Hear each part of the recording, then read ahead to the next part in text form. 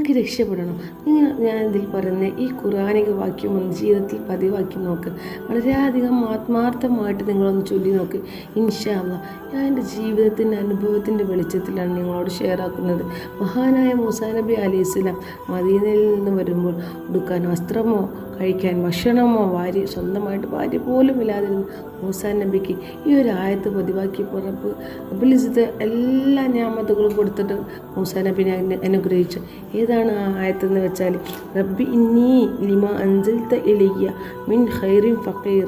ഈ ഒരു ആയത്തിനെ നിങ്ങൾ എഴുതി വെച്ച് പഠിച്ചിട്ട് നിങ്ങളതൊന്ന് ജീവിതത്തിൽ പതിവാക്കി നോക്ക്.